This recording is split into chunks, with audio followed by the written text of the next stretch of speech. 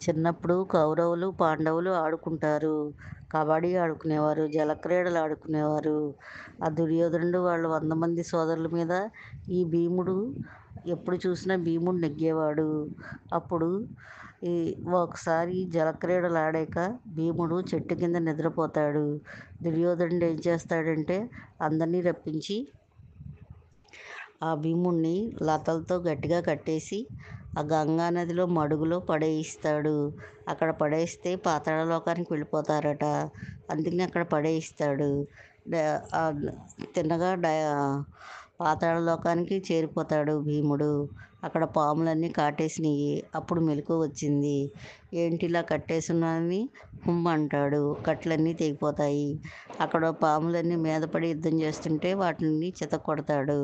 కొన్ని చచ్చిపోయినాయి. కొన్ని పరిగెట్టుకెళ్ళి వాళ్ళ రాజు వాసుకి దగ్గరికి వెళ్ళి చెప్తారు. ఇంతట్లోకి ఆర్యకుడు వస్తాడు. ఆర్యకుడు అక్కడ పెద్ద ఆయన.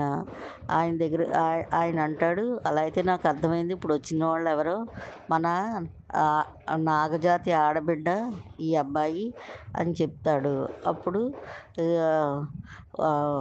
బాబు నువ్వు మాకు మనవడివి అని చెప్తే భీముడు అంటాడు, తాతగారు దండం, వీళ్ళందరూ నా మీద యుద్ధానికి వస్తే నేను యుద్ధం చేశాను తప్ప వాళ్ళ మీద నాకు కోపం లేదు అని చెప్తాడు.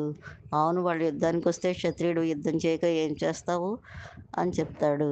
అప్పుడు వాసుకి ఆర్యకుడు భీముడికి అక్కడ నాగామృతాన్ని వేల కొలది కుండల్లో చూపిస్తారు. ఇది తాగమంటారు. భీముడు 8 కుండల్లో నాగామృతాన్ని తాగుతాడు. భీముడికి మత్తు వస్తుంది, పడుకుంటాడు. అప్పుడు ఈ వాసుకి వాళ్ళు 8 రోజులు పాతాళలోకంలో అట్టిపెట్టుకుంటారు. తర్వాత ఆ నాగదేవతను ఇచ్చి కుంతీదేవికి అప్పచెప్తారు.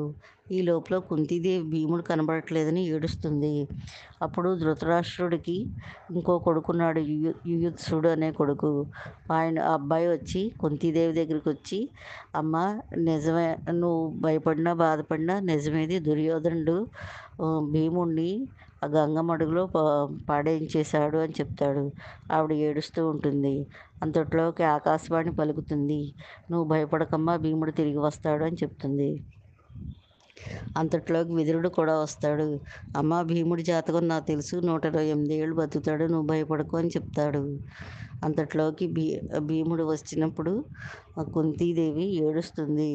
అప్పుడు భీముడు అంటాడు, నేను దుర్యోధనుడిని వాళ్ళని కొడతాను అంటే, నువ్వు అలా ఏం చెయ్యొద్దు నాయన, నీ శక్తిని ఎవరికి చెప్పకు, భీష్ముడికి ధృతరాష్ట్రుడికి దుర్యోధనుడికి ఎవరికి చెప్పకు, విదురుడికి మన దగ్గరే ఉండాలి. ఈ పిల్లల గొడవలు పెద్దోళ్ళ దాకా వెళ్ళకూడదు, మనస్తాపం వస్తుంది అని చెప్తుంది.